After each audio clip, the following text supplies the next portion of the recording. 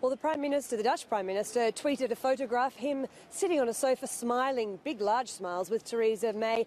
He said that they'd had a good discussion, that they'd spoken about Brexit, but he didn't give any more detail. Theresa May's spokesperson has given a little bit more detail, saying that there would definitely have to be some movement on the backstop, Northern Irish backstop, if Theresa May is going to be able to convince her MPs and the rest of the MPs here in the UK to vote on the deal.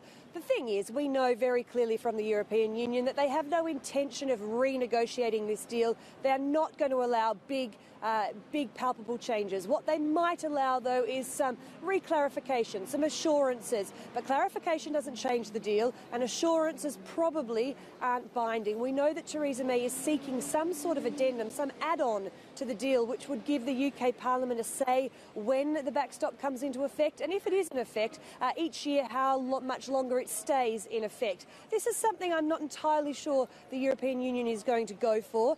She does have a meeting tonight with the bosses of the European Union, and I think one of them has probably set the tone, letting her know just kind of what sort of response she's going to get. Let's have a listen to Jean-Claude Juncker. I will see Mrs. May this evening, and I have to say here in the Parliament, as I did say before in this Parliament, the deal we have achieved is the best deal possible. It's the only deal possible, and so we cannot. There is no room whatsoever for renegotiation, but of course there is room, if used intelligently, is room enough to give further clarification and further interpretations.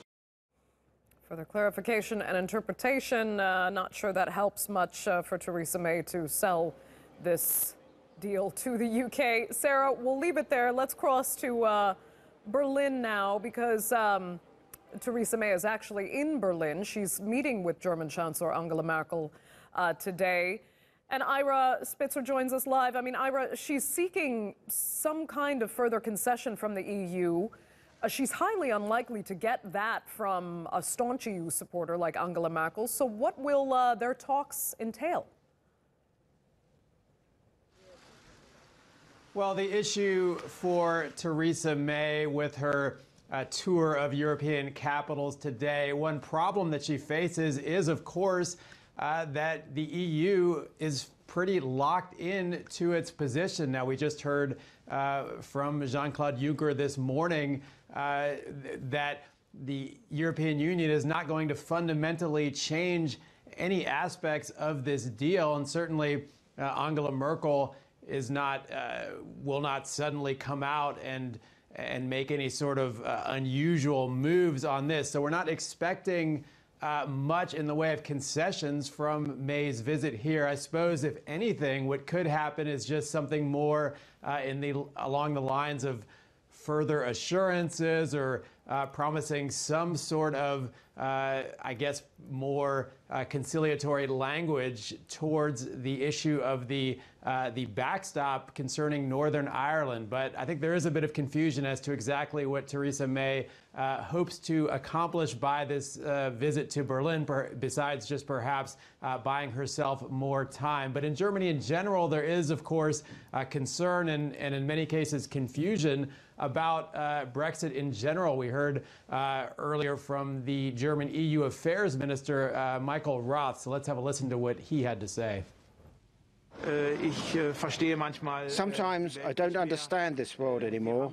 We have spent so much effort, time, energy and creativity negotiating something we in Berlin and Brussels don't want. Nobody wants the UK to leave. The decision in the House of Commons has been postponed.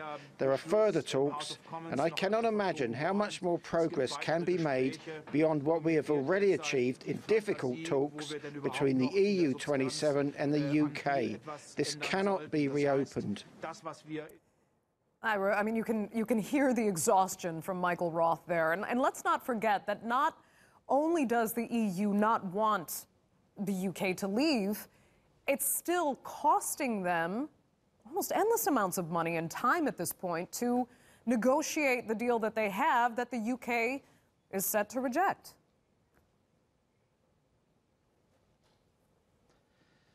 Right. Well, of course, Germany would prefer that the Brexit never happened, and would also probably prefer that somehow the Brexit could be reversed, which, of course, is something that that at least is under discussion in theory. But one thing I think that is clear for Germany is that a no-deal Brexit would certainly have a serious negative effect on the German economy. Some recent estimates put that Germany would have to pay an additional $3 billion in customs fees in the event of that no-deal Brexit. The UK is one of Germany's largest trading partners. So another estimate put the no-deal Brexit at halving cutting that trade in half between the UK and Germany. So there is certainly incentive, of course, for Germany to try and work with the UK here, but their hands do seem to be a bit tied by just the way that the negotiations have progressed so far, and the fact that the European Union is so locked into their position as it seems right now.